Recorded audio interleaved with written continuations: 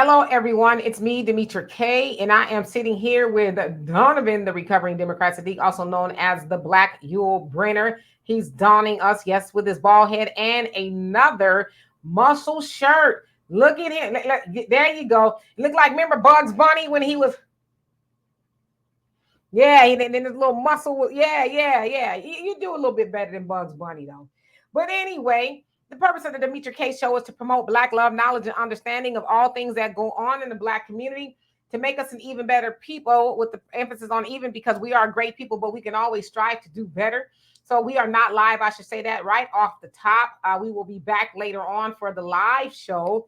It's going to be interesting on both sides.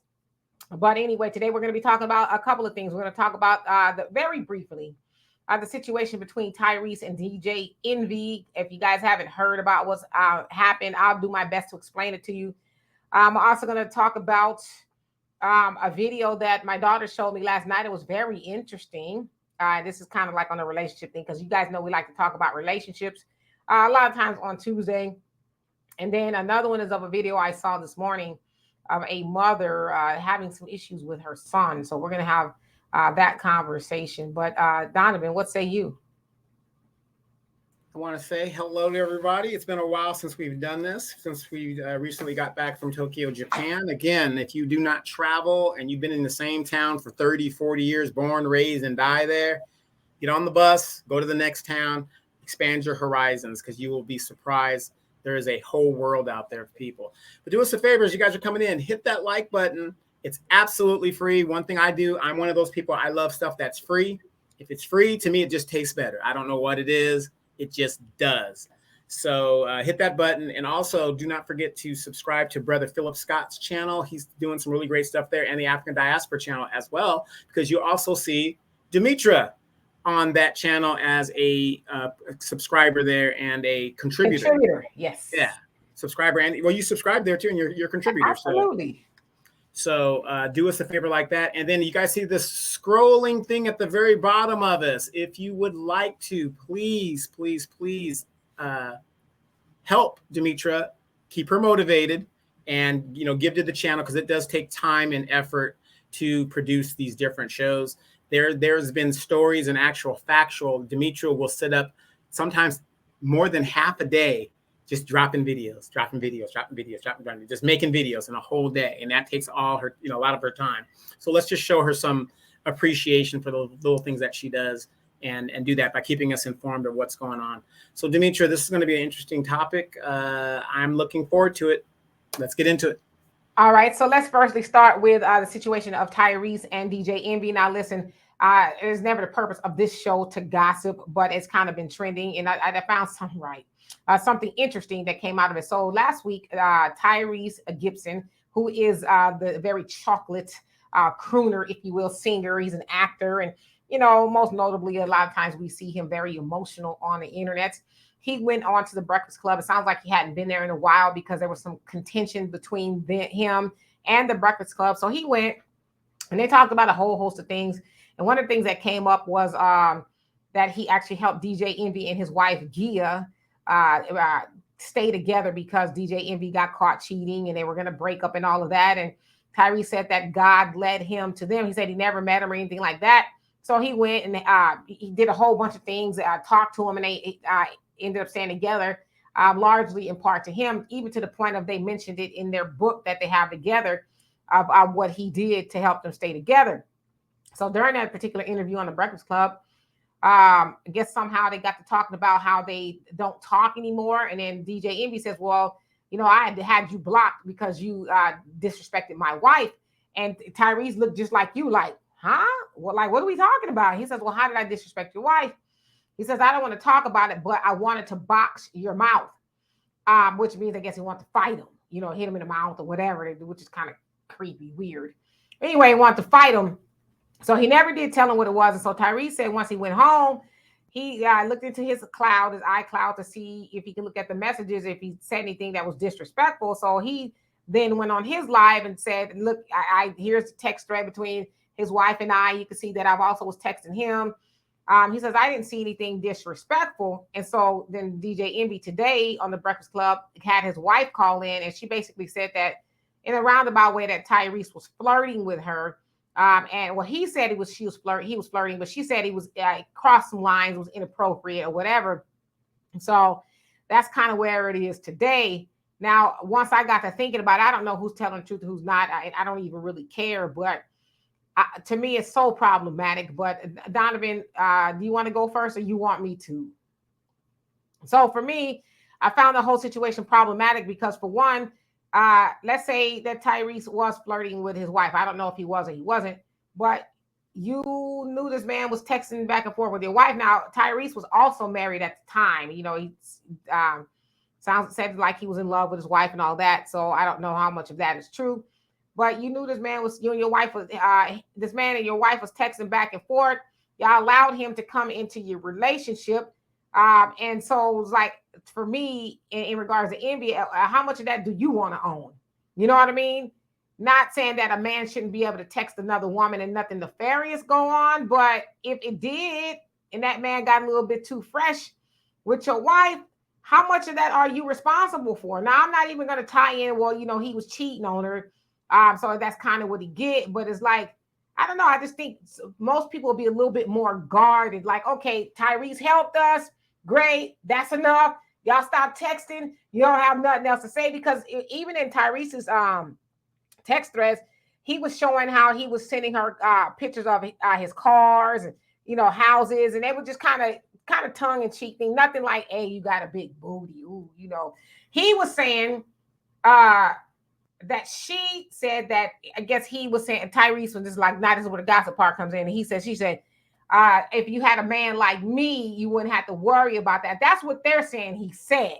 But it wasn't anywhere in the text thread that, you know, Tyrese showed. But to me, that's where the problem is. You allowed this man and your wife to get a little bit too chummy, especially since they never knew each other before. So that's just kind of my whole take on it. Some of that you got to kick your own ass over, you know? Oh, absolutely, absolutely. But you know, then again, this also shows the insecurity of a lot of people out there. Because as a man, if you're secure in your relationship, it doesn't even matter. Okay, I'm just talking for myself. If a man is flirting with my woman, that just confirms to me I have a bad chick. You know, this is the, yeah, she's like that. If he's not, if fellas aren't flirting with my wife, I'm gonna be like this. Honey, we need to go to the gym. Honey, you know what I'm saying? You know, whatever it is, because guys, we're visual. We want attractive type women, like things like that. But when you have these insecure guys, that number one, if you're an insecure guy, you shouldn't be inviting another guy to, help you in your relationship to begin with. And then it's kind of hypocritical. Here you are cheating on your wife and had cheated on your wife, and now you're worried about another man getting with her or possibly whatever. Because like I said, what in the text messages that, is in there, what's he supposed to be like? Hello, goodbye, yes, no. How is he going to help you if he doesn't like talk and make her comfortable and stuff like that? I have a lot of female friends. I do. And I flirt with them all the time. Your sister and I, Demetra, we flirt all the time, back and forth. It's just something that you do because we're adults and we know where the limits are and all this other stuff. But I'd be meaning my stuff to your sister. But right. Right. But it's just, in Hollywood with the swinging couples and, and the athletes, swapping wives and all that stuff that goes on there. If you're in the entertainment business, wouldn't you think that is something that would be a possibility that could happen in your genre of, entertainment? Hey, this is what goes on out here. They've got these sex capades that go on. You got the producer that does that. You know what I mean? It's been proven time and time and time again. And here this fool is, cheated on his wife and is now worried about some guy coming in that he invited coming in, taking his wife from him. Well, here I got news for Mr. DJ Envy. If there is a dude that matches all the qualifications and things that your wife wants, ain't nothing you can do to keep her in the house. Yeah, that's true. If she was flirting back, that'd be a different story. But But the other thing too is I kind of want to admonish Tyrese as well, because it's like, um, if your work and your assignment from God, whatever it was done, then you might have wanted to lay off the gas a little bit. Like, why are you still texting his wife? And I'm not saying he was up to anything. He might not have been doing anything. Might have just been innocent. Because, like you said, we have female and male friends we text back and forth with, even in relationships, and it means nothing at all, right? But somehow somebody got the wires crossed, and I think that's why you should be very careful. Like, because he said he never met them before, so it's like your assignment is done. All right, then leave it alone. But texting his wife, and then also for his wife, she could have said, "Okay, thank you so much for everything you've done. I'm gonna cease texting now because it's a little bit, odd and inappropriate for us to be doing that." So between all three of those adults, somebody should have just put a period to it and said, "Okay, that's enough. Thank you. We're gonna put you in the foreword of our book, give you an honorable mention. Thank you. All that." But to continue on and lingering, it is, to me, that situation was like, have a house party, right? Everybody's at the house and they're mingling and everything, and then slowly but surely everybody goes home. Then you got that one guest that just don't know when to take a cue. It's like, "Hey, honey, you tired? Oh, it's time to go." And they're like, "Oh yes, that's a wonderful night, isn't it? Oh, this was a great party." And it's like, "I'm trying to tell you to leave." They won't go home. So to me, that's kind of what it was like. That guest that's just they don't know how to read the tea leaves. It's time to go. It's time to stop texting. You know what I mean? So there was so many people involved in that where they could have really just put it to an end, where it didn't have to get here, or nobody had to wonder, well, what did I do? Did I do something? No, you didn't. Yes, I did. Hey, thank you. Good night. Right. And then, to DJ Envy, I mean, if his wife is complaining, or, I mean, you know what I'm saying? It's like, is this being blown overboard more than it needs to be? I thought about that angle too. It could be, well, my man was out there cheating, and I feel a little bit slighted. So I want to get back at him. I want to tell him that Tyrese, I just feel uncomfortable. Because see, that I'm not saying that people don't feel uncomfortable, but that's, to me, is a dog whistle for, something else that is not. I just felt, I don't know, just kind of, when he said that, it just felt uncomfortable. Well, it's like, well, what is that? And what about it made? Because remember, Donovan, when you and I, see, I'm getting better. You and I, we went, we're campaigning, and we went to another candidate's campaign event, and they wouldn't let us in for whatever reason. So we were sitting at the bar, whatever, we weren't even drinking. We were drinking a soda. And the lady campaign manager comes up and she says, "Well, you guys can't be here." We're like, "Why? It's a public restaurant, and you guys won't let us into the event, which is in the back room or whatever. So why can't we be here?" I don't know. Because he's making her feel uncomfortable. And I said, this one, Donovan was like, "Oh, she about that life." I said, "Do tell. What do you mean that he's making her feel uncomfortable?" I said, "Do you care to explain that?" She couldn't. She goes, "I don't." It's just, I said, because when I hear you say he's making her feel uncomfortable, that makes me think you're saying he's trying to do something to her. And I was like, that's very racist in itself, that he's making me feel uncomfortable and you can't explain it. She goes, "Well, if you guys don't behave yourself, then you're just going to have to leave." I was like, what behave ourselves? You the one came up to us. That I had that lady so flustered. She was just basically like, "All right." And do y'all know that the bartender, he was, like Isaac on the Love Boat. He was ear hustling, but he was shining the glasses. He came up to us and he said, "The drinks are on the house. She's a bitch." I remember, yeah, that was a classic I didn't say she interaction was. in That's politics. what the dude. I didn't call that. That's what the bartender said. I didn't say.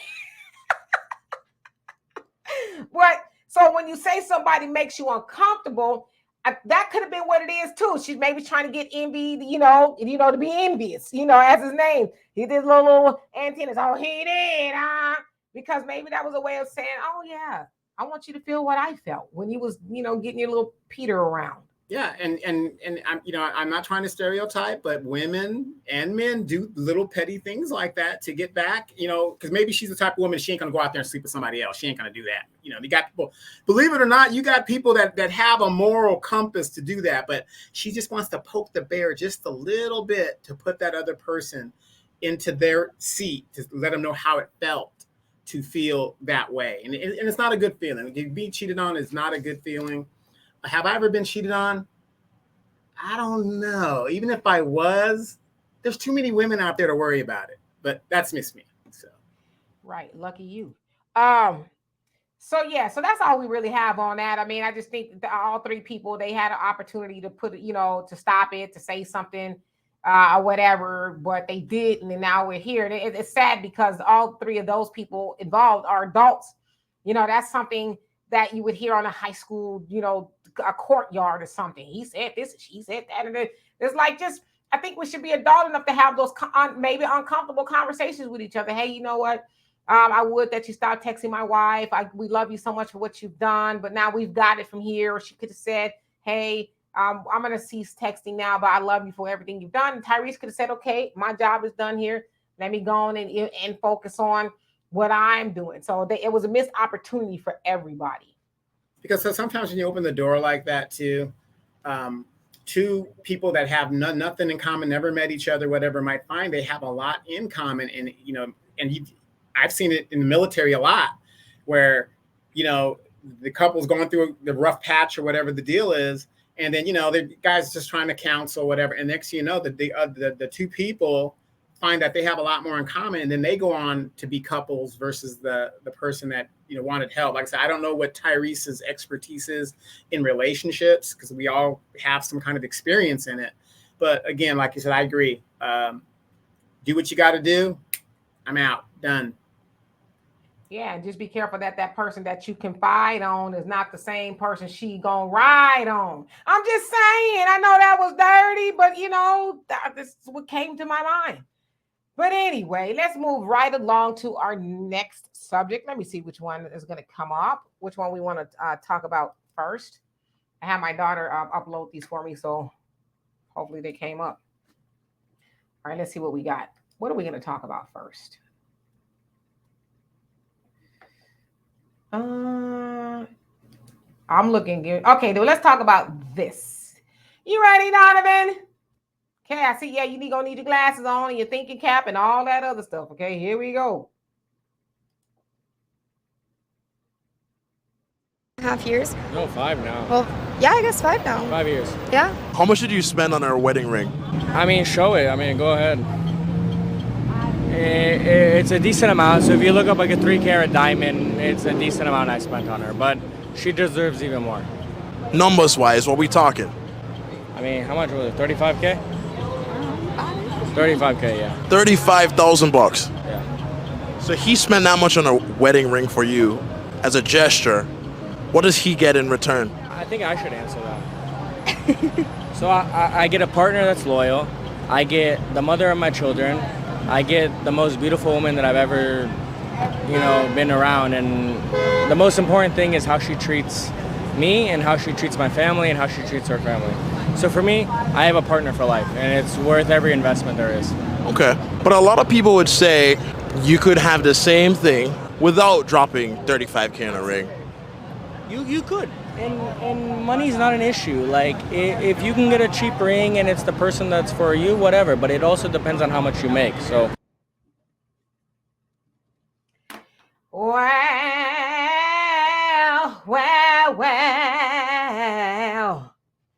Let me remove that for you, for your unviewing pleasure.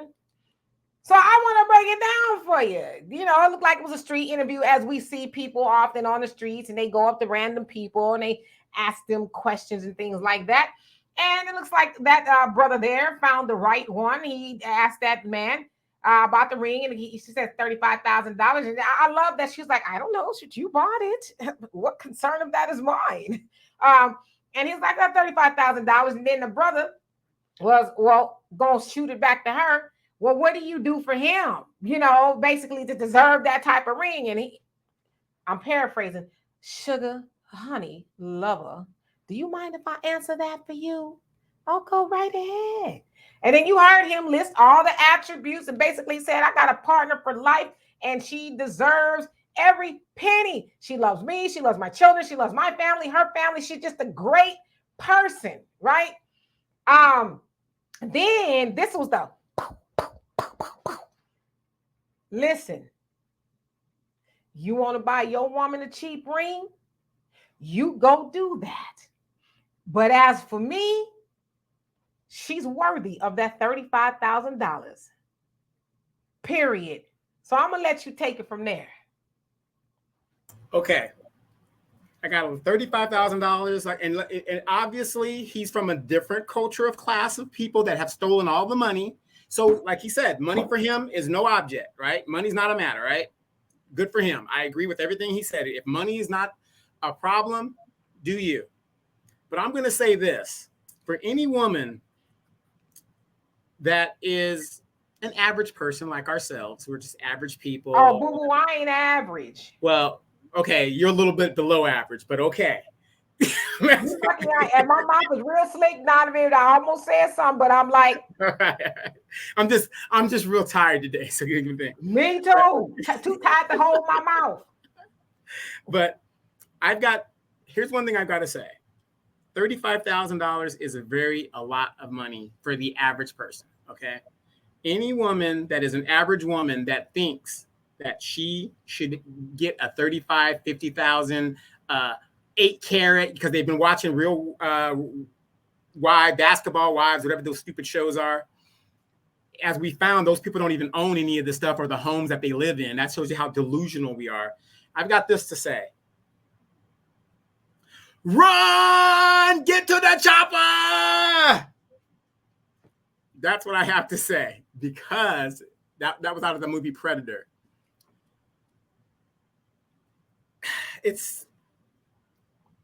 Put it like this. Be it $35K ring or a $5 Cracker Jack ring.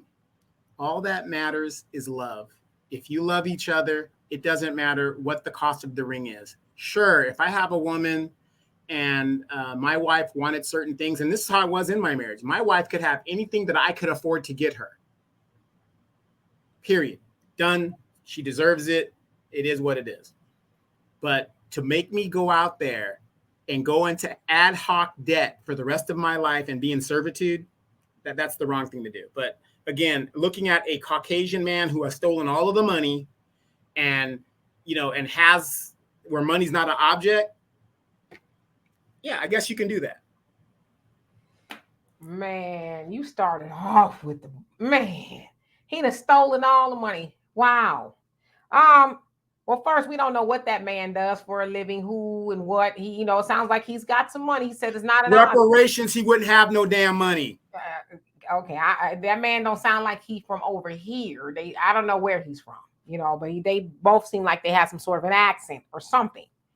But he says if money is no object to me, and what I see, I'm one of those people I can hear what's not being said.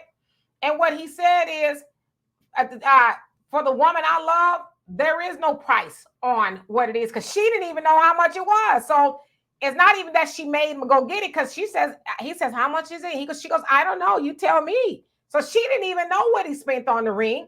But what I heard him saying, and I really love this. When I heard it, I was busting the jig. When I heard it, not over the $35,000 ring, which is quite an impressive ring, I would say, but it was his belief system and the value that he put on his wife, even to the point of him saying, nah, boo, you ain't got to answer it. Because for one thing, I don't even want him talking to you. I'm going to answer that. I got the answer. You don't need to justify, first of all, to the stranger off the street about anything that me and you got. But since he asked and we entertaining it, I'm going to answer it for you. And he had a laundry list of, what things that made her worthy of that. But also, he was telling this man, when I said to him, you're not going to deduce my woman because your belief system is cheap. Like you said, you want to get your woman a cheap ring? Hey, so be it. But my woman, I don't see her as something cheap. I don't see her as something I need to haggle over, or, well, you know, she ain't really worth all of that. He's like, nah, that's my woman, and I'm going to do what I need. Now, whether them being average or not, that's why I said to you jokingly, but for real, I ain't average, because and they don't see themselves as average. He don't see her as average. She, as my dad would always say, is an asset. Are you an asset or a deficit? She obviously is an asset to him. And even when he was speaking about her, it wasn't no robotic, she is so nice to me. And I think it just flowed. Like sometimes if you ask a person a question about another person, they're like, let me see. Oh, yeah, well, they're nice to me. He was like, bam, bam, bam, bam, bam, bam. And lastly, she's just a great life partner to me. So I love that he got that brother together, because the brother kept on probing like, oh, okay, well, he said he spent this money. Well, I'm going to go, let me go at her. Well, what do you do for him? Not that he said it with all of that, but that's kind of what I saw. What do you do for him? I was like, well, what do you do to deserve that? You can't deduce my woman. This one, if I'm that man, you can't deduce my woman down to your cheap belief system. Now you did say that you detected an accent and a little something different. They're from a different, whatever the deal is. Okay, and that's fine. Let me show you how that interview would have gone down here in the Western world, in the United States. It sounds like they were over here. Well, yeah, but obviously they're not from here. So, sister, what do you do to deserve that kind of money? Hold on, I'll answer that for her. Nigga, you ain't gonna answer for me. I can speak for myself. You ain't my daddy. Look, matter of fact, how much does this ring cost? Look, I got a jeweler's thing. The girl's getting jeweler thing. She wants the what's the paper that come with the diamonds? She wants to make sure. That's what most people deal with here in the United States when it comes to situations like that, because we have such an untrusting thing between the sexes right now. What is it? I wouldn't necessarily say it's a war, but it's kind of, in my opinion, it's both sides are so untrusting of each other. I mean, and I've seen it. I was in the military, and these young couple got married. He told the woman he paid something like $3,000 for this ring, right? The engagement ring. So it was a zirconia or something. I don't know what it was. She was demanding for the little certificate, whatever it was. And I told her, I said, well, what does it matter? If you guys are in love, well, he told me this and it wasn't that. And I was like, oh my God, we're so materialistic here in this country that it's about what kind of car we got. You have a Mercedes, but you're living in an apartment, the Mercedes being parked outside. That's how messed up we are out here. Like I said, big ups to him that he could do that for his woman and what they're doing. But here in the United States, that whole conversation in general would have gone totally different. But you know what? My thing is this. That wasn't the situation in regards to, what the women are doing or what say over here. But, since you want to go down that avenue, look at how the brother, approached him and his wife, trying to figure out reasons as to why she wasn't worthy of that type of ring. So might the attitude of the woman over here also not totally, but be in part to the man, because he was trying to find out a reason or reasons as to why she wasn't worthy of that ring. And I love that man was so quick on his feet, because what he was like is, first of all, as I said, stop talking to my woman, and you're not going to put my woman on no grill. First of all, we don't even know you like that. And I said what I said. The ring cost $35,000. And if you want a reason, I'll give you the reasons, because I'm the one that put the ring on her finger. But that brother kept on probing until that man shut him down with, if you want to buy your woman a cheap ring, that's on you. But for mine, she is worthy of that. So if we're saying that the woman over here would have been, then you also got to look at the attitude of the man, because that man could have very well said, oh, okay, well, that's very nice. But he just kept on, because I know his channel is probably predicated on down with women, he probably a passport brother, something like that. And he went with the same old rhetoric of, what do you bring to the table? But it backfired on him, because that man ate his lunch so eloquently. You know what that also reminded me of is the Barack Obama moment, couple of times Barack Obama had to get people straight about Michelle. He was like, I'll leave all this behind over my wife.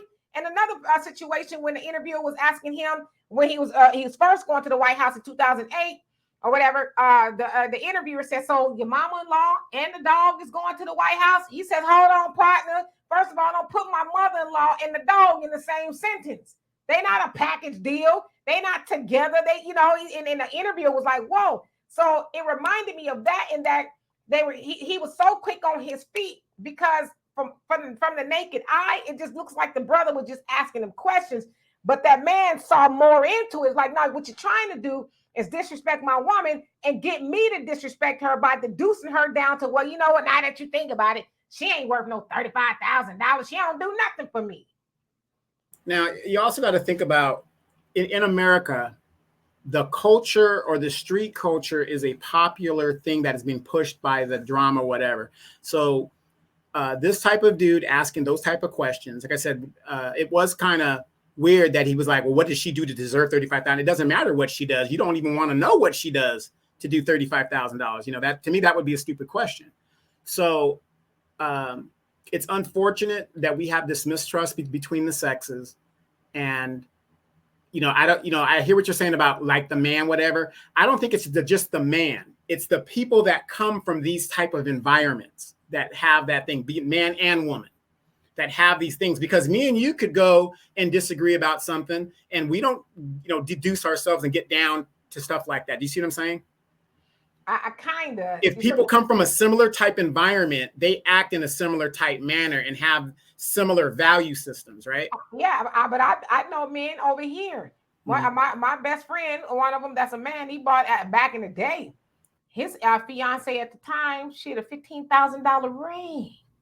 $15,000 ring. This was about almost maybe 20 years ago. He bought her that ring. And I was like, wow, that's very impressive. He said she's worth it.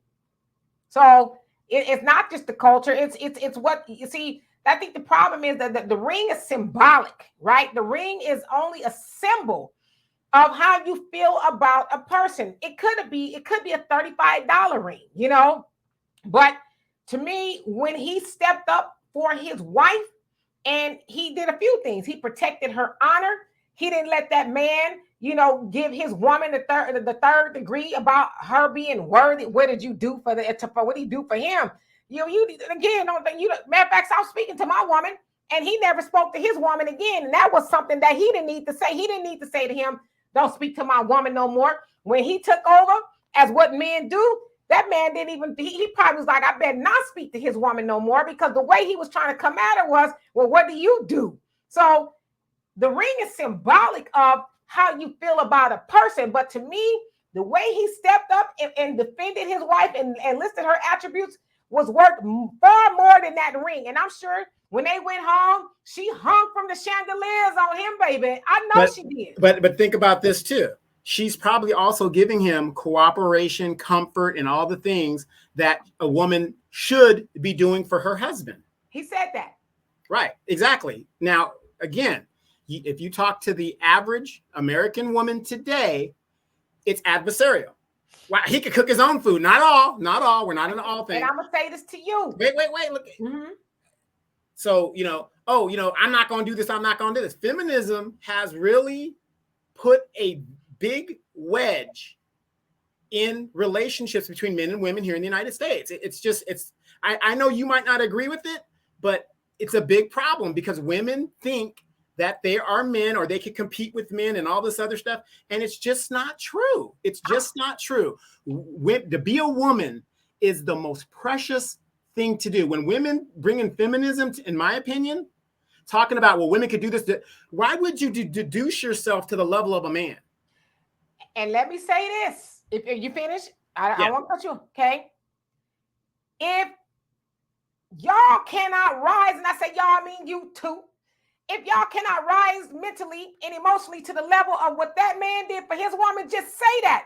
But don't try to fire on other women or black women, because that man did what a lot of men do, because I'm sure there's a lot of men out there who do that, black, white, whatever, right? They honor their woman.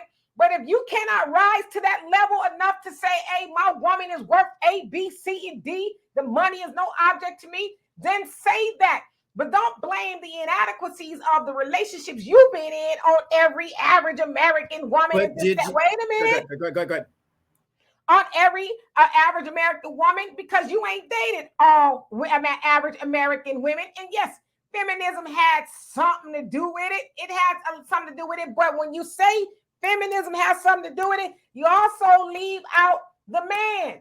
And that woman did not ruin the relationship between the man and, see, they got to put that and in the middle, the man and the woman all by herself.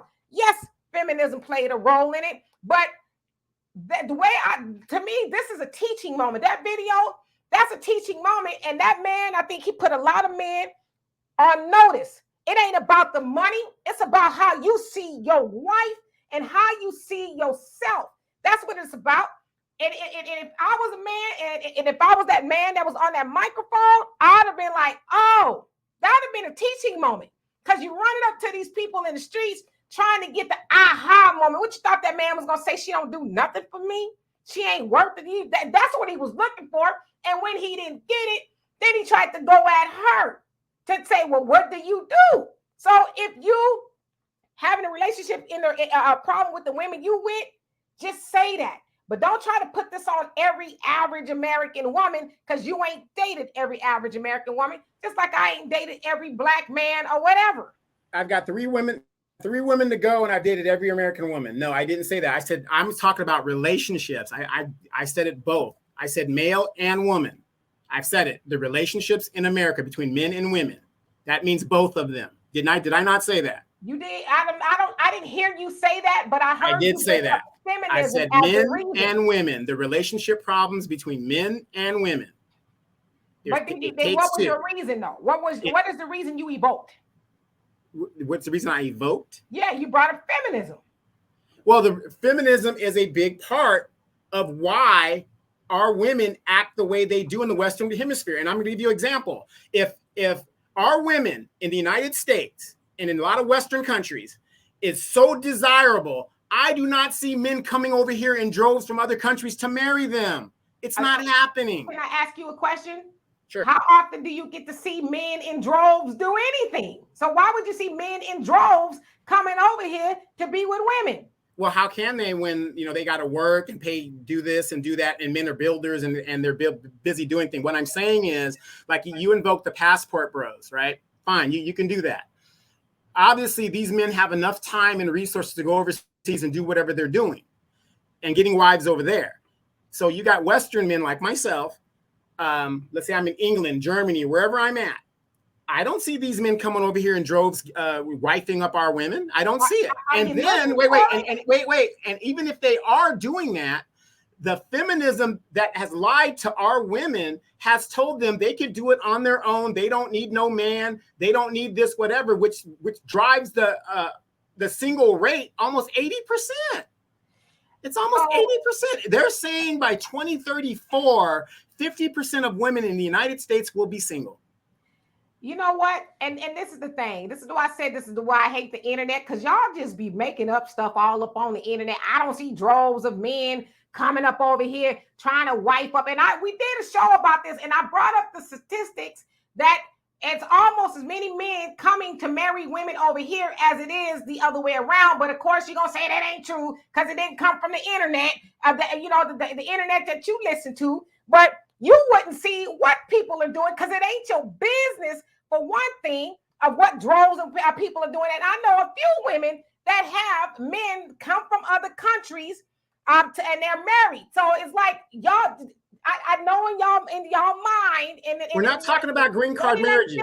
We're not talking about green card marriages, though. Go ahead. But that's what y'all would be doing if you go over there to another. Wouldn't you have to get some sort of a citizenship some way, somehow, to be married to her? No. So you just go over to another woman's country, don't do nothing. You don't have to. You don't have to have citizenship to marry that woman. No, you don't. So, what would you be on? But listen, because this is where it's gonna get kind of wonky, and I don't want you to try to do that word salad you usually try to do. Regardless of where you go, okay, the passport movement is officially, from what I understand, you're supposed to take your black self, move all your stuff, and go be with her. You ain't supposed to bring her back over here because she's gonna get corrupted by the Western woman. That's what the talking points are, right? So you're telling me, so you're gonna be able to just move over there and not have to do no paperwork, no nothing. You just pack up and leave. Okay, you know I'm a military man, right? Just yes or no, man. No. Listen, you're wrong. I'm just going. Let me preface it. I'm a military man, right? Remember when they closed the bases in the Philippines? You had men that had whole families over there. Thailand, they had whole families over there. They were living a double life. You do not have to change your citizenship because there's ways to go about that. You got to be in the country for so long, then you go across the border for a day or two, then you come back. You don't have to change your citizenship. There's ways of doing that. And a lot of expats do that. They don't give up their citizenship. They don't do it. But you have to do something. Like you said, you can't. Yes, you just said it, man. Listen. Because you're not listening to what you're saying, and just listen to what I'm saying, so we don't argue. You said if you go live somewhere else, you at least got to come back for a couple of days, right?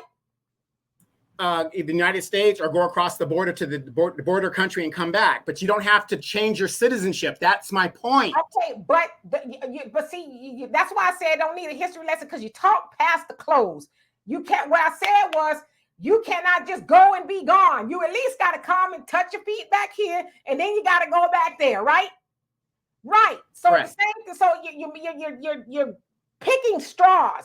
Well, it's not a green card, regardless of what it is. It's a green card. You got to put your feet back over here. No, wait. But you said citizenship, and I'm telling you, you don't have to change your citizenship. Okay, that's what you said. I did not, and we're gonna go back. I did not say citizenship. You said you got to go over there and change your citizenship, and I said no, you don't. I did not say that. You're lying on me. I did not say citizenship. I said you got to go do something. No, you said that after. Go back and watch the video. And I'm gonna bring it up.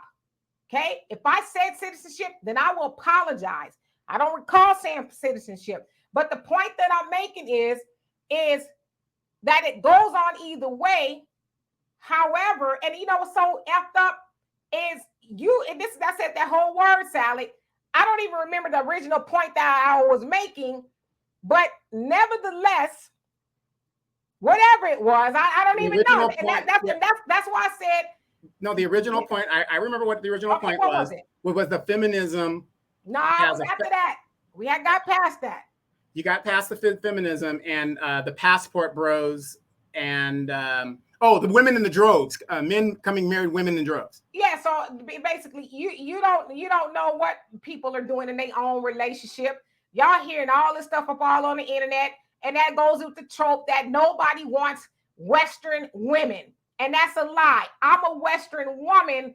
And I know people want me, right? Regardless of that little narrative y'all got, that, there's some hard-headed women. I say that all the time. Yeah, there's a lot. But to the point of nobody wants these women, just keep it a buck. Y'all don't want those women. And that's your right. That's your prerogative. But what you're not going to do, and I'm standing 10 toes down as a black woman, what y'all not going to do, and I'm not going to sit up here and continue to let y'all do it, is espouse y'all hate on all black women, because y'all haven't figured out how to get along, and we haven't figured out how to get along with you. But to say that we are completely undesirable, and I'm going to say this too. Big ups to the brothers that don't agree with that narrative, because there's a lot of brothers that's like, nah, we don't know what y'all talking about, but we still want black women in America. Who said black women? We said women. I said Western women. Western women, but you just specifically said black women. I'm a black woman. Did I say as a black woman, I'm standing 10 toes down on it? Right. But you said that men don't want black women. I never said that. I said Western women. I said in general. And we're not talking every Western woman. We're talking the statistics. Okay, brother, let's keep it a buck. Okay? Let's not lie to kick it. We're not saying every Western woman. You can't say that. We're not in the absolutes. Donovan, I keep saying I'm gonna do it, but what I'm going to do, I'm gonna string this show together. I'm gonna edit it, and I'm gonna show the stuff that you say, and then the stuff you say you don't say. Because sometimes I watch these shows back, and I'm like, I didn't say black.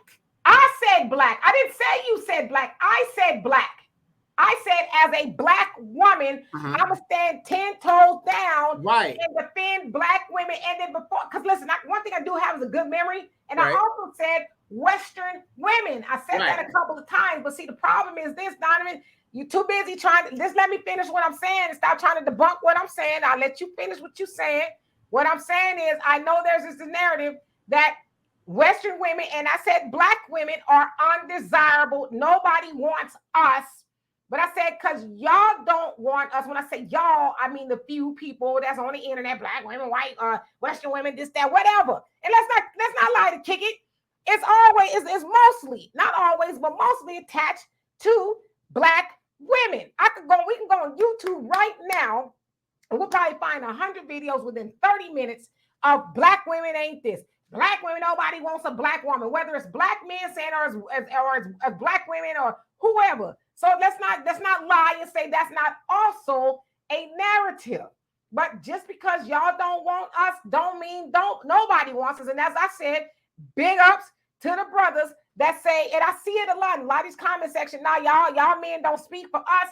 There's a lot of us who still want black women or women, and I'm saying black because it'd be black men that say black women. I still want and desire a black woman from America. Sure, absolutely. But again, there are women, white, black, whatever the Western woman is, and the feminism movement that has put a wedge between both men and women has caused a problem in why the dating rates and the marriage rates are so messed up. And you've got young girls that have been projected. The fears of their mothers and their grandmothers has been put on them to make them think that men in general, white, black, Asian, oh, this is that, girl, go do this, girl, go do that. We're having a bunch of women coming of age that are going to be childless and all this other stuff. Like I said, there's going to be almost 50% of women are going to be single in the United States. Now, I didn't say that they didn't have children. I just said single. Can I ask you a question, brother? Wait. Go ahead. Go ahead. No, Go ahead. You done went all over the world. Mm-hmm. You've seen many women. That's right. You've been all over. Been there. The DR seems like the place of choice for you. No, not necessarily, but go ahead. Well, you frequent there a lot, quite a bit. Not really. Not comparatively, but go ahead. Have you been there a lot in the last year or two? More than normal? More than normal, yeah. Okay. I don't want to put words in your mouth, brother. Yeah, but the pandemic happened, so that's the reason why that happened. But go ahead. Yeah. Why haven't you found yourself a bride over there? Because I haven't been looking for a bride over there. What you been doing over there? Relaxing, enjoying myself. You ain't met no women over there? I met women over there. What's your intentions with them? Have fun. That's an honest answer. That's straight up honest answer. Some guys be like, well, no, I didn't go over there to look for a wife and say, oh yeah, this girl's gonna be more. No, I didn't go over there specifically to do that. No. I just had questions. You know what I mean? I didn't go over there to do that. Now, if I happen to have found one over there, no, but I didn't intentionally go over there to search for that and to do all that. Now, she could be there. But haven't run across her yet. So, again, your perspective is a good perspective. Again, you're looking at a white man, whatever his thing is, and his answer, and this Cinderella story of how he treated his woman and how men should be treating their women. You're absolutely right. But that's not the real world. That's not the world we live in.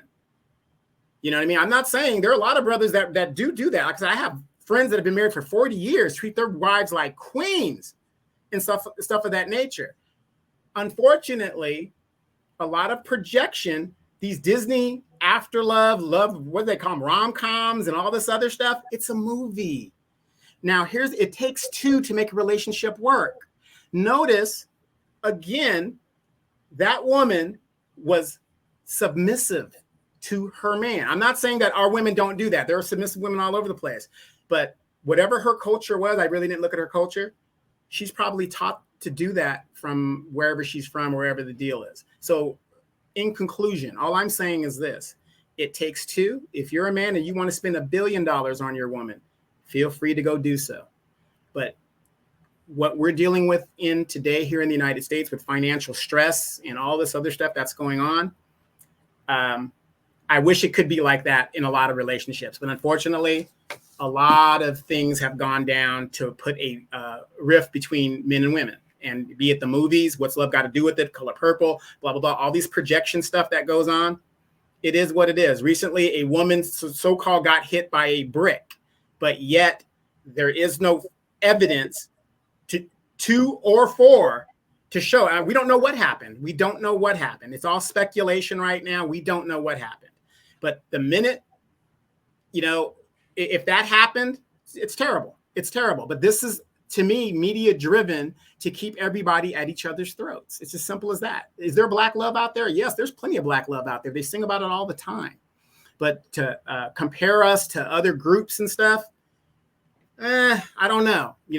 Black people, we have our own culture of way of doing things. And, I wish it could be the way it is. Unfortunately, and this is what I believe in our culture, because we lack resources and money. It's one of the number one reasons why we have this stress within our community. We can't buy. What's the number one thing that breaks up marriages and divorce? Finances. It's the number one thing. It's just number one. Well, in closing that segment, as I said, I'm just saying, I think the man, whether he was a Martian, purple, whatever, polka dot, whatever that man was, I think it was beautiful in his textbook. It should be how he spoke up on the benefits of him. Basically, what he was saying, I'm the lucky one here. I'm lucky. I got me a good woman, and she's priceless. And the money is no object when it comes to my wife. It wasn't a comparison thing. The brother walked up on him, and he didn't get the answer. To me, it looks like he was looking for. He didn't get that answer. He got something that was completely, I don't think it's fairy tale. I just think that man that answered the question, he seemed like he was fairly young, so somebody is teaching him right, whether it's his daddy, his mama, somebody taught him that when you are privy to a good thing in a woman, you take care of her, you appreciate her, and she's a good woman, she is going to do that for you. And like you said, you don't deduce my woman, but you're going to buy your woman a cheap ring, because it's basically saying, if that's how you feel about it, then yeah, go buy your woman a cheap ring. But mine, no, we're not gonna do that. So I loved it. Anyway, let's get to this next one. It's going to be a doozy, I'm sure, as well, but we're going to see. All right, let me put the video up. So I saw this on somewhere on social media this morning. It's Fox News. I don't know why they were interviewing this mother, but she was having an issue with her son. So check it out. Put it up here. Okay, here we go. I hope this is the right one. What my child would do when I'm trying to get help. Tiffany, not wanting to share her last name or show her face, has a lot to say about her 17-year-old son. My son is a troubled teen. He's a good kid, but he's a troubled teen. Trouble, she says, found its way into her home on more than one occasion. On Instagram, he had guns. I saw shell casings in his room from him shooting a gun. And police showing up to her house with a search warrant. And they said it was for armed robbery and assault. Back in June, her son was arrested and placed on home monitoring for a robbery near Morgan State. But Tiffany says it didn't keep him home or out of trouble. He violated 3 times, but nobody in the system knew. I had to let his PO know. This week, a judge had the GPS monitoring removed for good behavior. But this mom says she knows what's best. He'd be around the wrong people, so he'd get into things. I called the probation parole office, asked them, can I pay them to put him on the box? Filing countless emergency petitions with DJS to have her son committed. All right. So that was somewhere in Baltimore. I'm going to remove it. Somewhere in Baltimore. I believe she said he was 17, trouble, guns, assault, robbery. It had an ankle monitor, but the judge took it off because he was behaving for what she says. But it sounds like she wants to have him committed. I think it was the juvenile hall, if I'm not mistaken. She wants him to go there. She basically sounds like she's at her wit's end and does not know what to do with him. So yeah, to me, there's a lot going on there, Donovan. Role model parents. What do I mean by that? Role model parent. If you guys are looking at me right now, and I'm not judging anybody for what they do, how they do it, right? If you look at Demetra right now, I want you guys to look at Demetra. I know it's not Halloween yet, but we're getting messing with it, Demetra. But look at Demetra. Look at me. Role model parents. What do I mean by role model parents? Do you see any tattoos or anything like that where like I'm still kind of just doing my thing? And then we all do stuff when we're younger. I get it. But I happened to notice in that news clip, they showed her fingernails. They showed her tattoos on her legs. They showed the tattoos on her arms. Role model parents. So if I'm a young person and I'm seeing my mom or my dad, they got that whatever, I don't know, what a Nike sign, whatever it is you got on. Like I said, the tattoos don't make who you are as a person. But if I'm a child and I'm saying, wow, my dad's got the thug life tatted on his chest, my mom's got the V, whatever the deal is, kids are impressionable and they think that's, what you're supposed to do. And I'm not saying that makes you a bad parent. That isn't what I'm saying. So you got to look at that, how you conduct yourself and how people look at you and how children look at you. That's very important. Their visual sighting is very important in how they visualize who you are as a parent. Number one question, where's the father? That's my number one question. Where's the father? And if the father's not there, where's the father's people? Where's the father's brother? Where's the uncle? Where's the great uncle? Where's the great great uncle? Where's the grandfather? Notice I'm naming all these men. Where's the male cousins? Where are these people? That should be putting a foot to the ass and getting him straight. Speaking for myself, my brother's in the military. He's stationed in another place. His ex is stationed here where I live. My nephew is with them. I conduct myself in a manner to show my nephew, until you come of age, this is what you're supposed to do. This is what you're supposed to look like. Da, da, da, da, da, da, da. You have no choices. You're going to do what we tell you because the government says, I'm responsible for you until you reach a certain age. What happened to parents that did stuff like that? Giving these kids all of these rights and, oh, they this, that, I don't care if a kid threatens to call me, call the police on me, whatever. Let the police take you then. It's as simple as that. But role model parents, where are they, Demetra?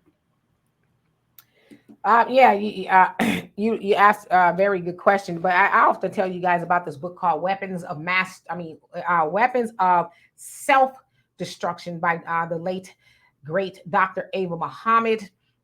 She was the one of the national representatives of the Honorable Minister Louis Farrakhan. And by the way, it is him and Mother Khadijah's 70th wedding anniversary. I want to kind of talk about that before we leave, so don't let me forget that. But she wrote a book called Weapons of Self-Destruction, and in that, it's a hard look at. It's basically written for two women, and it's a very good read, but it really forces women and mothers to really look at our role in our community. And the part that I highlighted, and I'm going to say this, it says the will of God is the will of God is comprised of logical thinking. As a female community, we are disconnected from God. So we are producing men who are not thinking logically. They are exhibiting deviant behavior in the form of domestic violence, drug dealing, drug addiction, financial dependence on women, theft, child abandonment, child molestation, murder. They are confused and unable to meet the minimum standards of manhood because becoming a husband and father and providing for a wife, a manhood, which she details becoming a husband and a father and providing for a wife and family. She goes on to say, sexism prevents women from being able to study and express the word of God from a female perspective. When that happens, women grow distance from God and begin to produce men who are motivated by the weak germ of the mind. The Black community is ruled by women and children, so it is easy prey for predators in all aspects of life, health, economics, business, education, culture, and religion. The state of mind of the female is so critical because of her impact on human sexual energy. She can carry and give birth to life, nurture the child, provide comfort and spiritual depth to a man. In each case, the female determines whether that individual in her care reflects a savage or reflects God. And so I wanted to bring that out. It's a good book, Weapons of Self-Destruction. I wanted to read that excerpt, if you will, because that's what I thought about when I saw this. You know, there's this mother, and I don't know how old she is. She has a 17-year-old son, so she may be, you know, up there in age. She could be young. To me, she sounds like maybe she's on the younger side. But what she's basically saying is, I've given up. I'm throwing my hands up. I don't want to have anything to do with it anymore. I want to give them to somebody else. And then I know she said there too, but she said she would pay for him, somebody else, you know, to deal with him. And so as I was watching it, I'm like, well, you had him. Now, also in this book, Weapons of Self-Destruction, and it's actually, hold on, let me get the full title of the book because it's I can't see it. But it's Weapons of Self-Destruction. Nevertheless, it has some other stuff with it. But in this book, it says, all right, we'll concede the fact that in the Black community, the Black mothers are single to the tune of 70-ish, give or take, percent, which is large. So she says that indicates that, yes, the man is not there for whatever reason he's not there, right? Whatever it could be anything. However, you are there. You are there with that child, and it is still your responsibility to turn out and produce good people, right? You are not allowed as a mama to drop the ball on your child just because the father is not there. As you said, Donovan, if the child has become a bit much for you, where's your daddy? Where's the baby daddy, the grandpa, the neighbor, somebody that can step in and handle in a way, whatever they need to, that young man that is getting to be too much for you. But see, the problem is and I'm saying we as a collective, we have these children and we don't think that we need to pour anything into them. We dress them up really cute. They got the latest shoes and sometimes they have jewelry on, the hair, all of that. But then we never think about, well, I don't say never, but in some cases, we don't think, okay, that's nice. We got the outside of the child together. But what are we doing to the inside? Are we cultivating anything to them? And in this book, right before the passage I read, she says what has been said a lot, especially through the Nation of Islam, a nation can rise no higher than its woman. So with the woman being the first teacher, what have you taught your son from the cradle? Or in some people even argue when he was in your stomach, what did you teach him? Did you pour anything into him? I'm assuming maybe his father's not around. What did you teach him? Did you teach him how to be a good person? Or did you just raise him up to be cute? And then when he got out of hand, it's like, nah, I need somebody else to be responsible for him. So it's like you had him. You need to raise it. And I know I'm probably going to get in trouble with some of the ladies, and I don't mean to, but it is what it is. We got to start speaking the truth. And I also want to go back to the last segment. Y'all see how, I stick up for sisters. But as I said on Sunday, when a lot of people were mad and thinking I was saying that the police was right for doing what they did to that sister, which I never did say. I want to point that out. We still got to hold ourselves accountable. We got to hold ourselves accountable. You're his mom, and now you want to tap out? So that becomes somebody else's monster to deal with. Like you're breeding Frankensteins, as I've heard the other day. You're having these crotch goblins, and you're releasing them out into the world after you've done nothing to cultivate anything good in them. And so now what's supposed to be our problem? Taxpayers? Or if he's a deviant, somebody's, elderly parents gonna get hit over the head because he's out there robbing and stealing. They got to deal with what you failed to raise. So, we got to start taking inventory of what we are putting in those children. And ladies, I know nobody wants to be told how to raise their children, things like this. There's an old saying, if you give a person or a child everything, what will they strive for? What will they strive for? Just because you can, does it mean you should? Just because you can give your son an $800 Xbox, should you? Is he a good student? Ladies, you got to understand that little cute little Norbert kid is one day going to grow up and be bigger and stronger than you. And just like Demetra just said, if you don't pour anything into him, he's going to pour a lot out of you. And that's just facts. That's just how it is. How are you going to stop let's say, and some of these kids are big, 225-pound child from going outside, and you told them not to, and you're only about 135 pounds. How are you going to stop that? And then again, what kind of relationship, let's say you and the husband didn't work out. Okay, fine. We know relationships, 70% of relationships don't work out. We know that in our community, period. It isn't working out. But how does that stop your relationship with the man's family? How does that stop that? Oh, I don't want to talk to him, so I don't want to have anything to do with his family. That is the most asinine thinking I have ever heard about. That people that think that. My sister-in-law, and like I said, in the way that I was raised and stuff like that, my sister-in-law knows if she needs anything, she could come to me right now, and I will either help her the best that I can or do what I can do, because that is my nephew. Even her other child with her husband, that is still my nephew. Whatever happened to the extended families? Whatever happened to the community that we used to have? When I see women struggling, it bothers me. Because here's the thing, Demetra, and I wanted to talk to you about this before we came on air, but I'll just talk to you about it right now.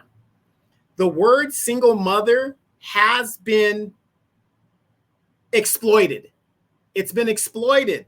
And there's the book, Weapons of Self-Destruction by Ava Muhammad, a guidebook for women in the war against negative, what is that? Intentional forces. Internal forces. Internal forces, I'm sorry. Uh-huh. So the word is a single mother. The word single mother has been destroyed in its capacity of what it meant. Single mother, back in the day, meant a woman who either lost her husband, the boyfriend died before the baby was born or whatever, and she's out there. Single mother didn't mean by choice. That isn't what single mother meant back in the day, by choice. Single mother, everybody knew, was a key word to say that this woman needs help with raising her children, with the community, and the community stepped in. It has been perverted now to where we've got women that are making decisions of being single mothers and are raising these monster children because they refuse to use the resources and the families that are around them. You cannot tell me, as bad as your ex is, that he ain't got an aunt that doesn't love that child, that's not interested in that child. You can't tell me that. You got a neighbor that's over there that's a good neighbor. Boys in the Hood gave a good example. What did the mother say about Furious? I want you to go over there and maybe some of what Furious got will rub off on so-and-so. Remember that part? Mm-hmm.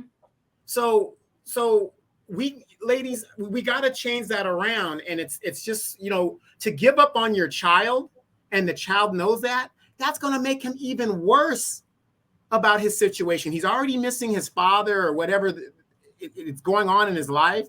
And now to have his mother, the first teacher, his first, person that teaches him and nurtures him, give up on him. That's one of the worst things you can do, ladies. So my advice is to use the men in the community, number one, in your family first, then in the father's family, and so on and so on and so forth. The efforts that I put into my nephew to see him grow and be a productive young man, when I'm laying in my grave long gone, he's going to say, you know what? Uncle was a beast. He used to be on my ass. But you know what? I get it. And because of him and others that poured into me, I'm a better person. No, absolutely. So yeah, I mean, you're right. You just it's a lot going on, and I'm an older woman, and as I always say, I'm older, not old. Okay.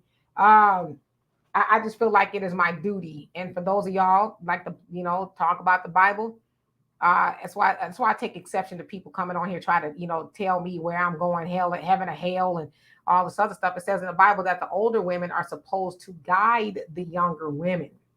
And the problem we have now, especially in our community, is that it's like some of the older women, not all, some of the older women out there, they're hanging out with the younger women. So there is no line of demarcation as to who is the one that's holding the wisdom, who's the teacher, and not all, but there's some out there who is, hot girling it, with their daughters, and they in the same clubs. I tell y'all a story. One time when I was like 19, me and my homegirl Michi, we went to this adult club. We were old enough to get in, but it's where the old people hung out. I should say older because my mama was up in there. The older people hang out. It's called The Place. It was a hole in the wall, like in the middle of nowhere. It's a black club. So one day we was bored. We was like, let's go to The Place, and we went up in there. My mom and her friend was up in there. I was agreed that, yeah, you got to go. You're not going to be up in here with my mama was like, this is our spot. It was like a glorified juke joint, really is what it was. But we laughed. Like me and my mama didn't hang out and, doing the Cabbage Patch together and, none of that. We didn't. I stayed for maybe 10 minutes. Oh, hey, Mom, what you eating? She had some greens and cornbread and all that. I got a bite or two. And she was like, all right, now carry yourself on out of here. This is where the grown folks are, right? So the point that I'm making is I didn't party with my mama. It was inappropriate. I was grown. But my mom, even in that instance, was like, I'm still your mama. And we're not on the level to where we're going to be doing the same things. And so in our community, we competing for the same men. No. Them dudes was on Geritol up in there, okay? I didn't want nothing to do with them. Plus, they say old dudes give you worms. That's what I heard. But anyway, so we got to get to the point in our community where the woman is the pillar, right? They like when I was coming up, there were so many older women who was, you can get a good word or whatever, or she was going to get you together. You wasn't doing what you were supposed to be doing. And in this particular book, Weapons of Self-Destruction by Ava Muhammad, she gives tools to help you kind of move along. And the fourth tool is this. It says, have a serious critic in your circle of advisors. One reason people are not successful is the inability to take criticism. It says, as I mentioned earlier, it is hard for all of us to take, but some of us actually run from it. Without criticism, there is no signal that improvement is needed. So I'm saying, I'm going to tell you, like she said, I hate criticism. I ain't special. I'm not going to say, oh, I can take it. It's going limits. I don't. Because like she said, though, but if you get to the point where you cannot be criticized, then you don't grow. And so that ties in perfectly. What I'm saying is, if there's some older women out there, whether it's your mama, your auntie, your whoever, the lady up the street, and she's saying, hey, sweetheart, don't you think you might want to put a coat on that baby? It's cold. I'll tell me what to do. I know my baby, that my baby ain't cold. Say, you know what, Miss Johnson, I didn't think about it like that. You're right. My baby might be cold. Or if they not, just say, okay, you know what? I didn't think about it, and keep it pushing. Even if you don't put a coat on the baby, but all that, be able to take criticism or advice. Because I know now, especially with this generation of people and some of our younger sisters, and I don't want to get into what we talked about on Sunday, they don't know how to take advice. They think it's, oh, you saying something bad about me. No. Listen, I'm one of those people. I believe in evolution. I'm going to be evolving until I die. My last breath, I want to be evolving, right? But you cannot evolve if you cannot listen to advice and inculcate it, like take it in and say, all right, I'm going to use some of this. Some of it ain't applicable to me, but I'm going to at least consider it. You don't think a lot of these older women ain't been there and done that before? Yeah, they've been there and done that before. A lot of times they're not telling you something that they making up. And as I always tell y'all on here, and I've had a couple of y'all reach out to me, some of the sisters, to say to me, wow, I would never know you've been through some of the things you've been through. There's some of the stuff you say. And I say, I tell y'all some of the things that I've been through, and things that I'm going through, because I don't ever want to be like any of these suckers on this internet pretending to y'all that life is so perfect. I got it all together. Oh, I got all these great things, and I'm just man magnet. And and I want y'all to know, as my brother has a saying, also going through it. I'm also, if I'm not going through it, I've also gone through it. I want to relate to y'all. I don't ever want to be fake to y'all. If y'all see me on the street, y'all not going to say, oh, that's a different person. Everywhere I go now, whether it's Los Angeles, I'm on the cruise, or here, people recognize me. I know you. And they know me because I'm not one way on here, and I'm different in public. They come up to me. I'm not, oh, please don't speak to me. You know who I am. I'm like, hey, because it's still like a thing for me that people recognize me. But the point that I'm making is, I'm an older woman now, and I need to be able to help the ones that are under me. And I'm going to use a Bible reference again. For those of y'all like to bring up the Bible and talk about, I'm going to hell. And the Bible says, use your testimonies. Your testimonies are like bones in a bag. You bring them out when you need to help somebody. And not only are they a help to somebody else, they're a reminder to you, right? Those bones serve as experiences of things that I've gone through. Hey, I want to show y'all what I've gone through. Maybe you can learn something, because they say what? A wise person learns from what? Their own mistakes. Somebody else's mistakes. A fool learns from their own. So if somebody's imparting wisdom on you and they're saying, hey, this is kind of what it was for me. All right, I don't want to go through that. They say, hey, there's a bear trap to the right. If you take 2 more steps to the right, you might not want to go there. Don't tell me what to do. I step where I want to step. And then you take those 2 steps and it's, help me. Well, I tried to, but you won't listen to me. So there you have it. Absolutely. Moving on to the 70th anniversary. Yes. So, and of course, you guys know we'll be back here in a couple of hours for our live show. I want to say, yes. It is the Honorable Mr. Louis Farrakhan and Mother Khadijah Farrakhan is their 70th wedding anniversary. So they were together longer than that. He actually said that they've known each other since he was 14. I think she was 13 or 12 or something like that. So they've known each other that long. And when I see something like that, it's very inspiring. I know, especially in today's time, we all kind of get discouraged because we don't believe in love anymore, or Black love. But when I see them and other, Black couples that I see and know, I'm inspired.